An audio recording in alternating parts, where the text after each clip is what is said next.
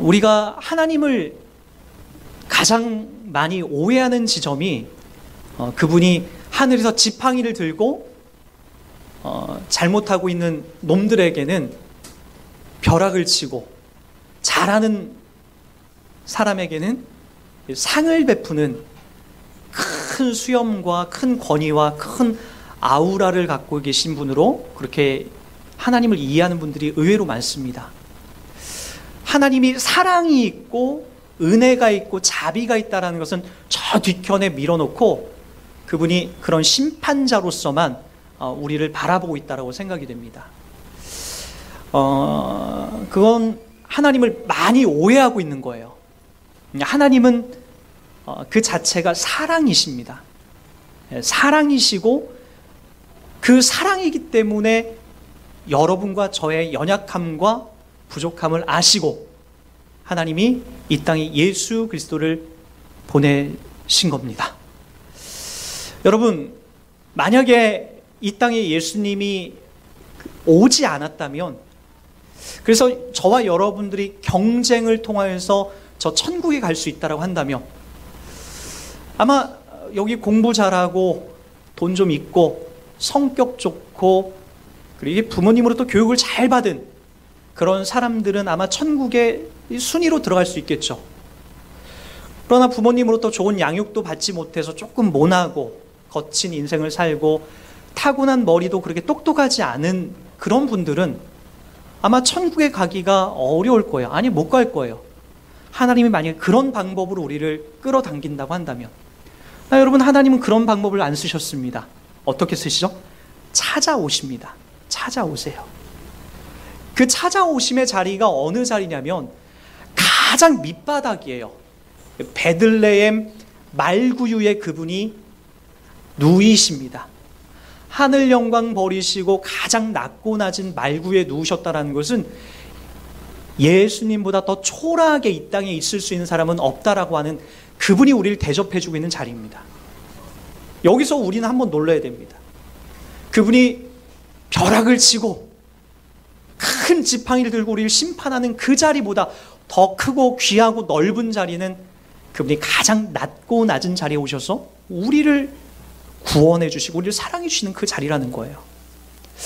여러분, 여러분들 보고 개미가 너무나 예쁘고 사랑스러워서 개미처럼 되라고 하면 되실 분이 있겠습니까? 개미가 너무 가혹하면 여러분 집에서 키우는 강아지, 그 정도로 여러분들이 그 강아지를 너무 사랑해서 나도 개처럼 될 거야 라고 하면 여러분이 하실 수 있겠습니까? 하나님이신 예수님이 육신을 입고 이 땅에 오셔서 사람이 되셨다라고 하는 것은 그 지점입니다. 사람이 개미가 되고 지렁이가 되고 사람이 개가 되는 지점보다도 더 낮은 자리입니다. 근데 그분은 그렇게 하십니다. 그게 왜 그럴까요? 여러분, 요한 1서에 가보면은 요한은 하나님에 대해서 이렇게 이야기합니다. 우리 한번 이 부분 한번 보도록 할까요? 요한 1서 4장 8절입니다. 다 같이 한번 읽어볼게요. 시작. 사랑하지 아니하는 자는 하나님을 알지 못하나니 이는 하나님은 사랑이심이니라. 하나님이 뭐라고요? 사랑이라는 거예요. 이걸 정리합니다. 저와 여러분들이 예수님을 믿었다라고 하는 그 자리는 이 지점에서 하나님이 우리들 가운데 찾아오신 지점입니다. 여러분 중에 훌륭하고 대단해서 하나님이 만나주신 분은 아마 없을 겁니다. 대부분이 어느 시점에 하나님이 많이 만나주시죠? 내가 바보짓 하고 있을 때예요. 실패하고 절망하고 있을 때, 이 뭔가 큰 야망에 있어서 속고 있을 때, 그 지점에 하나님이 찾아오세요. 왜요? 여러분들이 너무 잘나고 멋진 행동하고 있을 때는 하나님이 들어갈 틈이 없어요. 여러분들이 하나님을 밀어내죠. 그러나 여러분 실패해보니까, 절망해보니까 가장 가까이 있는 나의 사람이 죽어가니까 그제서야 아는 거예요. 내가 얼마나 연약한 존재인지, 내가 얼마나 부족한 존재인지, 내가 이 땅에 돈과 명예를 갖고 있어도 내가 행복하지 않은 존재인지를 금방 깨닫게 알게 되는 거죠. 그래서 하나님이 그 지점에 사랑을 갖고 이 땅에 뚫고 들어오시는 거예요. 그리고 우리의 눈이 떠지게 되는 거죠. 눈이 떠져서 어떻게 되는 거예요? 하나님이 보이기 시작합니다. 이렇게 뭔가 사물이 보이는 건 아니에요. 나 그분이 있다는 게 내 마음속에 인식이 되기 시작합니다.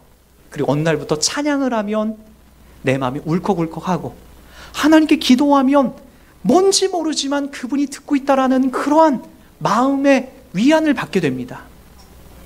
교회에 가고 싶고 사람들에게 하나님을 이야기해 주고 싶습니다. 묘하게도 우리가 다 그런 지점으로 부름을 받아요. 저와 여러분들이요. 그게 하나님이 우리 가운데 찾아오신 중요하고 아주 정확한 지점이 되고 있는 거죠. 이게 저뿐만 아니라 여기 모여있는 여러분들이 다 그렇게 느낀다니까요. 그래서 여러분, 이 지점이 아니라 자꾸만 그 교회마다 또는 목회자마다 성도마다 이렇게 권위를 내세우고 하나님의 모습이 안 나오고 자꾸만 사람들의 어떤 종교심만 등장하는 그런 교회나 그런 목회자를 만나면 여러분들이 재수없게 여기는 거죠. 왜요? 하나님을 믿었다라고 하는 것은 그 내면에 이 사랑이 나와야 되는 거예요. 여러분, 저는 저희 아버지에 대해서 이렇게 별로 좋아하지 않았다라고 얘기했어요. 그러니까 아버지가 매일같이 이제 먹면 후드려 패고 술 먹으면 이상한 행동들 하시니까 그거에 대한 서운함과 섭섭한 마음이 아버지를 좋아하는 마음이 안 생기게 됐던 거예요. 나 아버지처럼 안 살 거야. 나 아버지를 절대로 닮지 않을 거야. 근데 그게 참 신기해요. 절대로 닮고 싶지 않은 아버지가 저도 모르게 제가 아버지가 어렸을 때 했던 그 술만 안 드시면 했던 모습들이 저도 모르게 나와요. 그런 습관적인 모습들이 나와요. 얼굴도 비슷해지고요. 닮고 싶지 않은데 닮아져가요. 나도 모르게. 아버지는 이 땅에 안 계신데 아버지의 모습을 또 살아내는 것처럼 느껴져요. 여러분들도 마찬가지죠. 여러분 부모님이 너무나 훌륭하시든 훌륭하지 않든, 닮고 싶지 않든 닮고 싶든, 나도 모르게 아버지의 모습들이 나오고 아버지의 성격들이 나와요. 부모님의 성격들이요. 그게 자식이란 증거예요. 여러분 자녀들도 여러분들의 이 모습은 좀 안 받고 좋은 모습을 본받았으면 좋겠는데 기가 막히게 여러분들의 안 좋은 모습도 본받아가요.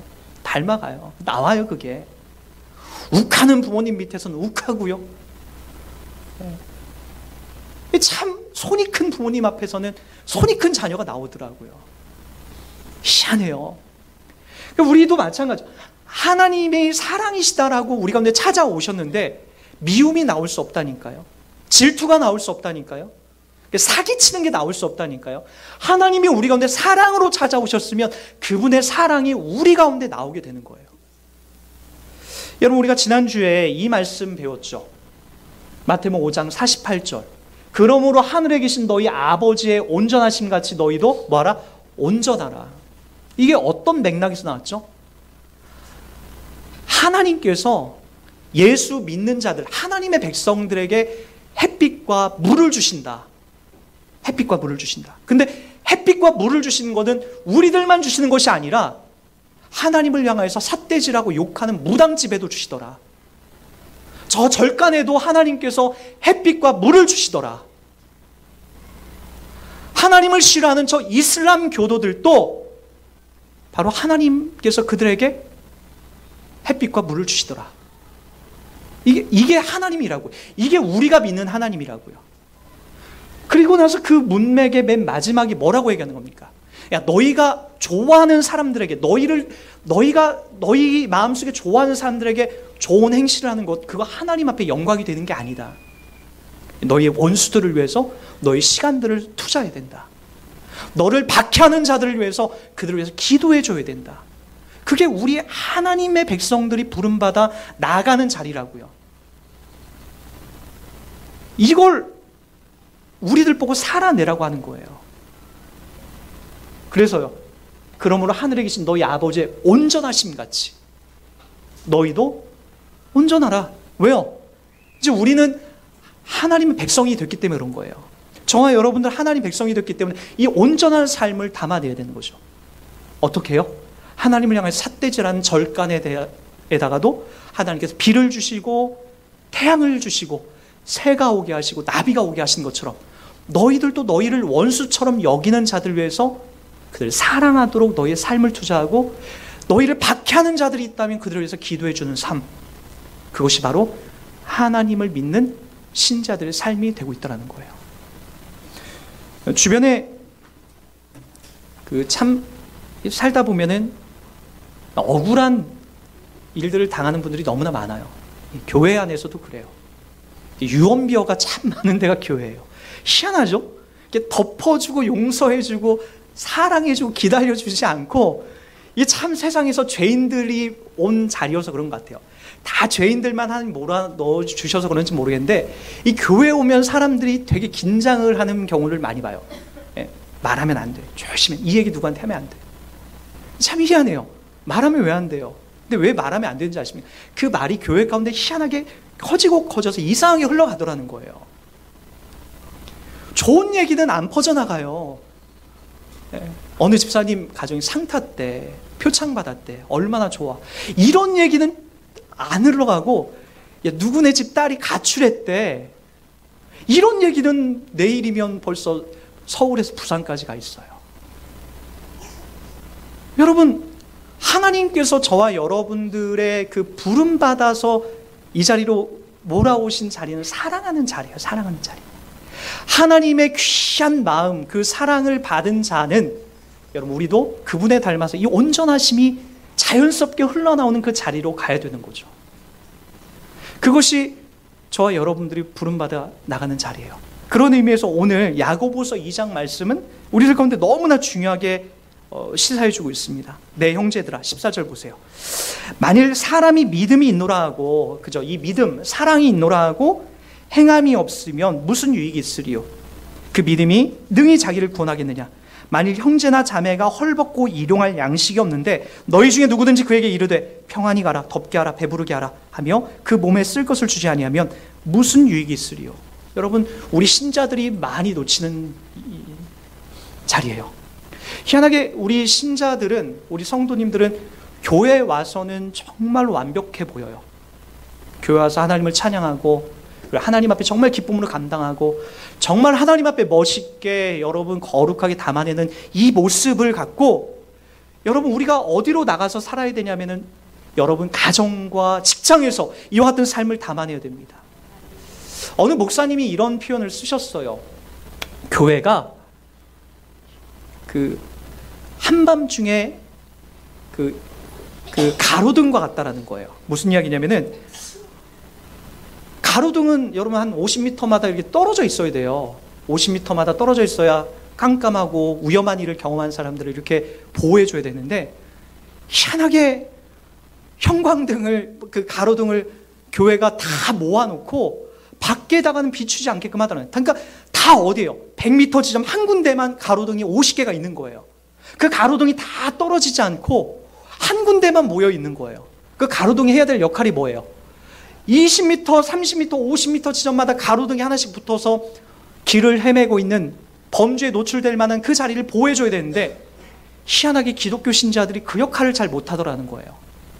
저와 여러분들 마찬가지. 이 교회에서 우리가 찬양하고 예배하고 하나님 앞에 우리의 마음을 담아내는 거 너무나 소중합니다. 나 여러분, 그거보다 더 중요한 게 어느 자리인지 아십니까? 여러분들이 지금 나가서 내딛는 그 걸음에서 오늘 우리가 읽은 이야기는 매일같이 나타나는 일이에요. 헐벗은 자 있죠? 여러분의 도움을 요청하는 자 있죠? 여러분의 상담을 걸어온 자 있죠? 여러분들을 힘들게 하는 자들이 있죠? 그 자리에서 도대체 여러분 어떻게 살 거예요? 믿음이 있노라 하고 그 자리에서 살아가는 신자들의 삶이 너무나 하나님이 요구하는 자리와는 다른 삶이 되고 있어요. 교회에서는 우리가 그럴듯해요. 저도 마찬가지예요. 뭔가 있는 것 같고 뭔가 대단한 것처럼 보이지만 막상 우리의 가정 속에서는 이 교회에서 하는 모습과 똑같이 주님이 기뻐하실 만한 그런 모습들이 나오고 있는지, 나의 직장에서는 내 직장 동료와 내 후배들에게 또는 나의 이해관계 있는 사람들에게 내가 어떻게 대하고 있는지를 한번 점검해 보셨으면 좋겠습니다. 오늘 그 이야기를 하는 거예요. 만일 형제나 자매가 헐벗고 일용할 양식이 없는데, 지금은 이런 사람이 없어요. 먹고 헐벗는 사람이 어디 있습니까? 희한하게 몇 년 전만 해도 교회에 구걸하는 사람들이 그렇게 많이 왔어요. 근데 요즘에는 저희 교회 단골 손님 딱 한 분만 오십니다. 그것도 3주에 한 번씩. 안 오세요. 그러니까 그만큼 뭐예요? 국가에서 헐벗고 이 배고픔을 많이 해결해 주고 있다는 거예요. 그 문제는 이제 없습니다. 근데 요즘에 우리들이 빈곤을 느끼고 있는 자리가 어떤 자리예요? 대부분의 사람들이 마음의 빈곤이에요. 마음의 우울감이죠. 여러분들은 다른 사람들의 이야기를 들어주는 것에 얼마나 많은 시간들을 할애하고 있나요? 네, 내 이야기하기도 바쁘죠. 네, 내가 SNS를 하고 그거 하기도 바쁘죠. 네, 여러분 주변에 의외로 마음을 터놓고 그 이야기를 하고 싶은 사람들 주변에 의외로 많다는 거 아십니까? 마음의 배고픔, 영혼의 기갈을 느끼는 사람들이 의외로 많습니다. 그런 사람들이 여러분들 이야기를 들어올 때, 얘는 나한테 필요한 사람이니까 그 사람이 이야기는 들어주고, 얘는 나한테 아무런 도움이 되지 않아. 날 귀찮게만 한 사람이야. 에이, 걔는 외면해버리고. 혹여라도 저와 여러분들이 그러한 판단 기준으로서 이 땅을 살아가고 있다면, 오늘 내 형제나 자매가 헐벗고 일용할 양식이 없는데 너희 중에 누구든지 그에게 이르되 평안히 가라 라고 말로써 하는 것과 똑같다라는 거예요. 그 사람의 이야기를 잘 들어주고 우리가 믿음 있는 자라면 같이 기도해주고 같이 그 사람을 편들어주는 것, 그것이 저와 여러분들이 가야 될 신자의 거룩하고 아름다운 길이 되고 있다는 거죠. 사랑하는 여러분, 이렇게 믿음이라고 하는 것은 여러분들의 일상 속에 깊이 관여하고 있습니다. 우리가 교회 와서 40일 금식 기도하자, 철야 밤을 새워서 기도하자, 물론 이거 너무나 멋있는 겁니다. 해야 되죠. 때때로 해야 되죠. 그 지점보다 우리가 더 중요하게 모든 신자들에게 부여받고 있는 자리는 예수님이 찾아오신 자리를 살아가는 겁니다. 예수님은 여러분 저 산속에서 거기서 100일 기도하고 내려와서 사람들을 막 이렇게 경쟁시키고 그러지 않으셨어요. 그분은 먼저 이 땅에 내려오십니다. 가장 낮고 낮은 자리에 내려오셔서 가장 연약한 사람들을 초청해 주세요. 그 자리가 어떤 사람이죠? 그 당시에 대접받지 못하고 있는 사람이에요. 가난하고 병 걸리고 귀신 들린 자들을 초청해 주십니다. 그게 산상수훈의 이야기 아닙니까? 그리고 그들을 초청하셔서 어떻게 그들을 위로하죠? 너희들이 천국 백성이다. 너희들이 하나님을 아버지라고 부를 수 있는 자리다. 그렇게 여러분 초청해 주고 있다는 거예요. 그러니까 이건 무슨 얘기입니까? 저와 여러분들이 대접받고 있는 자리예요. 한번 잘 보세요. 저와 여러분들이 이 땅을 살면서 하나님으로부터 대접받는 자리는 어떤 높은 경지에 이르렀기 때문에 인정받는 자리가 아닙니다. 주님이 이 땅에 찾아오셔서 가장 낮은 자리를 더듬어서 저와 여러분들을 만나주신 자리예요. 그래서요, 지금도 저희가 감사하고 있는 이유가 뭐죠? 바로 하나님께서 나 같은 사람을 만나주셔서 저 천국에 대한 소망을 갖게 하시고, 그리고 내 입술에서 예수님을 찬송하고 그분의 이름으로 기도하고 있다는 것이 너무나 크게 다가오지 않습니까? 지난주에도 제가 말씀드렸지만 예수님을 믿는 자와 믿지 않는 자의 장례식에 가면 극명하게 다릅니다. 저와 여러분들이 앞으로 다 가야 될 그 자리가 되는 거죠. 지난주에도 여러분 저희 교회 안수 집사님의 장인을 장례를 집례하면서 발인할 때 바로 옆 칸을 보니까 대성통곡합니다. 그 의미를 뭔지 알겠어요. 그 제사상에다 절하면서 마지막 인사를 하면서 더 이상 만날 수 없다라고 하는 그 너무나 괴롭고 아픈 마음이 그것을 지배하고 있다는 거 압니다. 우리는 그 정도까지는 아닙니다. 왜죠? 우리는 소망이 있는 거예요. 이 땅에서가 다가 아니라 하나님 나라로 연결되는 그 지점으로 우리가 갈 수 있다라고 하는 분명한 자리로 부름받고 있기 때문에 그런 거죠. 그래서 그 자리에 있기 때문에 저와 여러분들이 여유가 있고 장례식이 닥치더라도 그런 어려운 시간들이 찾아온다 할지라도 우리가 소망이 있어서 최악의 슬픔이 아니라 우리 속에 소망과 기쁨이 자리 잡게 되는 거죠. 그걸 저와 여러분이 누린다니까요. 그가 누가 하신 거라고요? 우리가 잘해서 그런 게 아니라 하나님께서 그 아들 예수를 이 땅에 보내셔서 그 예수를 가장 낮고 낮은 자리에서 저와 여러분들을 대접해 주시고 너희가 하나님을 아버지라고 불러도 돼. 너희들도 천국 백성이야 라고 얘기하는 지점이 되고 있다는 거예요. 여러분, 그러게 오늘 이 본문 말씀에 나와 있는 대로 우리가 그 마음을 부여받은 대로 여유 있게 살아야 되는 거죠. 사랑을 해보신 분들은 다 압니다. 사랑을 해보면요, 뭔가 이성이 마비가 됩니다. 저도 저 아내를 사랑할 때 그랬어요. 그 문산 가까이 가는 게 쉽지 않아요. 근데 사랑하게 되면 그 거리가 10분 거리 같아요. 10분이 뭡니까? 한 1분이 2분이죠. 1시간 반 거리도 그렇게, 그러니까 이게 사랑이 되면 뇌가 뭔가 이렇게 마비가 되는 거예요. 그렇게 돼요. 근데 지금 이제 좀 제정신으로 제가 돌아와서 뭐 아내한테 이성적인 얘기를 좀 하고 해서 아내가 좀 서운할 거예요. 이 사랑이 불붙기 시작하면 그러한 것들이 없어요. 저기 대구도 가까운 거리처럼 느껴지고, 지겨웠던 운전이 사랑하는 사람만 옆에 타면 이게 취미 생활처럼 바뀌게 됩니다. 여러분, 사랑하게 되면 그러한 마음으로서 우리가 바뀌게 되는 거예요. 사랑으로 찾아오시고 사랑이 전부이신 하나님이 우리들 가운데 그렇게 마비되어 찾아오셨어요. 여러분들의 뭐를 안 보죠? 여러분 죄악과 여러분 불의와 그리고 여러분들 지옥을 보내야 되겠다라고 하는 그런 것들이 하나님 눈에는 안 보이기 시작하는 거예요. 그리고 여러분들을 오직 주님 곁으로 이끌어가는 거죠. 그래서 로마서 8장 1절에 보면 그런즉 이제 그리스도 예수 안에 있는 자에게는 결코 정죄함이 없다라고 얘기합니다. 그게 저와 여러분들이 부여받은 자리예요. 사랑의 머신 하나님이 저와 여러분들 가운데 하시는 그런 일이 되고 있는 거죠. 그러게 여러분, 저와 여러분들도 이 사랑에 멀어서 그 길을, 그 삶을 살아내야 됩니다. 그 삶은 오늘 본문에서 구체적으로 야고보서가 얘기하고 있는 것처럼 바로 내 형제에게 이렇게 이 사랑을 쏟아내는 거예요. 한 걸음 더 나가서 여러분을 핍박하고 여러분들을 힘들게 하는 자들에게도 이 사랑을 담아내는 삶을 살아가는 것, 그것이 저와 여러분들이 살아가야 될 중요한 이유가 목적이 되고 있는 거죠. 그래서 야고보서 2장 22절, 내가 보거니와 믿음이 그의 행함과 함께 일하고 행함으로 믿음이 온전하여진다라고 얘기합니다. 우리는 하나님을 믿는다라고 하고 그냥 말로써 그것을 다 끝낼 수 없는 존재들입니다. 하나님이 내 안에 진짜 찾아온 자들은 이렇게 마치 막 태어난 아기가 엄마 젖을 본능적으로 찾아서 막 빨잖아요.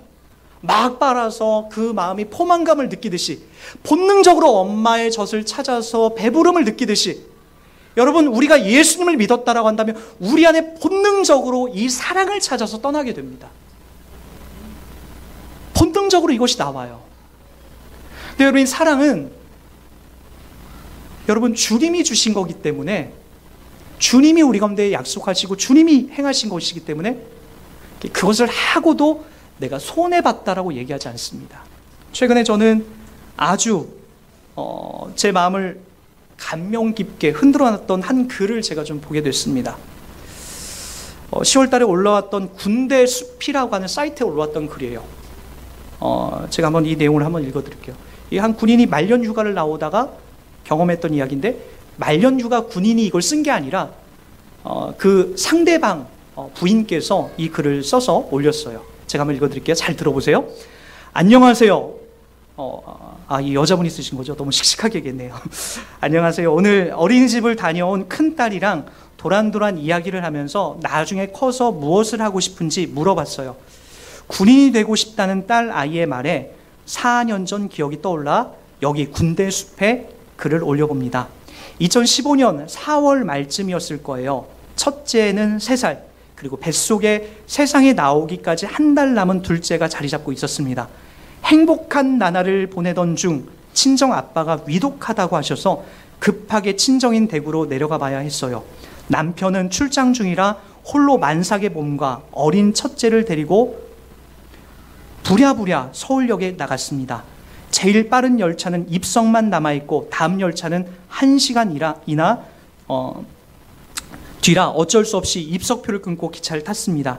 딸아이도 보채고 객차 사이에 있는 간이 의자라도 비어있기를 바라면서 기차에 올랐지만 이미 사람들로 빼곡하게 다 차 있었고요. 무거운 몸에 허리도 아파오고 딸아이까지 짜증을 내니 정말 힘들어 한 칸만 더 빈자리가 있는지 확인해보고 바닥에라도 앉아가야겠다는 마음을 먹고 문을 열었는데, 한 군인분이 선뜻 자리를 비켜주며 앉으세요 하면서 자세를 낮춰 아이와 눈높이를 맞추더라고요. 엄마 뱃속에 이쁜 동생이 있으니 더 이쁜 공주는 삼촌 무릎에 앉을까? 라며 손을 내밀더라고요. 말을 저렇게 이쁘게 하는데 아직도 잊혀지지가 않네요. 아이가 저를 빤히 바라보면서 고개를 끄덕였더니 그제서야 군인분께 안기더라고요. 바닥에 앉아 무릎에 아이를 앉히고 있는 모습을 보니 한편으로는 고마우면서도 아이가 언제 보챌지 몰라 불안하였는데 괜한 걱정이었어요. 아이랑 제잘제잘 정말 잘 놀아주더라고요. 아이 말에 하나하나 다 대답해주고 어린이날 뭐 선물 받고 싶은지 물어보고 저한테 알려주시고 말도 진짜 이쁘게 하시는데 군인이라 마냥 딱딱한 줄 알았는데 덕분에 정말 편하게 대구에 갔습니다. 아이도 엄청 좋아했고요. 하나 더 놀랐던 건 그 군인분 입석표가 아니었다라는 거예요. 검표하시는 직원분이 중간에 와서 표를 보고 좌석이신데 왜 자리에 앉아서 가시지 않냐 하니 본인 자리에 어르신이 앉아 계셔서 그렇다며 괜찮다고 하시는데 내 아이도 저렇게 자랐으면 하는 생각을 했어요. 동대구역에 내려서 택시까지 짐도 들어주시고 아이도 안아주시고 사례라도 하려고 휴대폰 번호를 물어봐도 끝까지 사양하셔서 겨우 기억에 남긴 게 성함이랑 부대 마크 그리고 어린이날 제대하신다고 말하는 것 겨우 이 정도네요. 그분 성함은 땡땡땡입니다. 이건 확실해요. 둘째 이름 지으러 갔을 때에 누구 이름이 좋을까라고 고민하면서 누가 소개해준 이름이 땡땡 이름이어서 그 이름이 나와서 똑같이 제가 기억하거든요. 참 우연인지 인연인지 부대 마크는 열쇠 모양이었어요. 찾아보니 무슨 사단이더라고요. 그리고 4월 말쯤 마지막 휴가라고 하셨고 15년 5월 5일 어린이날 제대하신 분이겠네요. 지금은 사회에 나갈 준비를 하시고 계실지 아니면 사회초년생이신지 알 수는 없지만 어디서든 정말 좋은 사람으로 기억되시리라 생각하고 있어요. 그때는 정말 경황이 없었고 지금도 늦었다라고 생각하지만 감사하다는 말 꼭 전하고 싶습니다. 정말 감사했습니다. 우리 첫째 땡땡, 둘째 땡땡이가 누구 군인 아저씨처럼 배려심 깊고 낮은 곳을 볼 줄 아는 그런 사람이 될 수 있기를 바라면서 이만 줄이려 합니다. 긴 글 읽어주셔서 감사합니다. 누구누구 씨가 이 글을 볼 수 있게 널리 퍼졌으면 좋겠네요. 또 보게 되어 연락이 닿을 수 있다면 더욱 좋고요. 이게 우리가 살아가는 이웃들이 최근에 담아낸 이야기입니다. 저는 우리 예찬이가 이런 삶을 살았으면 좋겠어요. 저는 우리 오영복 권사님이 이런 삶을 사셨으면 좋겠습니다. 저는 우리 박진 우리 학생이 이런 삶을 살았으면 좋겠어요. 저는 여기 있는 우리 모두가 이런 삶을 살기를 진심으로 소망합니다. 사랑하는 여러분, 이런 자리는 우리가 찾아가는 자리가 아니에요. 저 멀리 이런 자리가 이 자리를 찾아서 나가보자가 아니에요. 이런 자리는 여러분과 저의 일상 속에 매일같이 찾아옵니다. 매일매일 이런 일들은 펼쳐집니다. 근데 그때 우리가 이런 삶을 담아내는 것, 바로 그리스도의 사랑이 우리 가운데 있기에 가능할 수 있고 그 사랑을 받았기에 우리도 이런 삶을 살아낼 수 있다는 것을 함께 고백했으면 좋겠습니다. 하나님께서 어느 자리에서 여러분들의 영광과 기쁨을 받으시는지 40일 금식 기도하고 철야 기도하고 하는 것도 좋지만 여러분의 일상에서 내 형제가, 내 자매가, 내 원수가 어려운 일 당할 때 하나님이 나 같은 사람에게, 원수 같은 나에게 이렇게 사랑을 걸어서 사람 구실할 수 있도록 만들어 놓으셨으니 저와 여러분들도 이런 삶을 살아가도록 조금만 더 힘내서 살아가 주시기 바랍니다. 하나님의 기쁨과 영광이, 하나님의 자랑이 바로 여러분인 것을 기록하면서 그렇게 살아가는 복된 인생 되길 주의 이름으로 부탁드리겠습니다.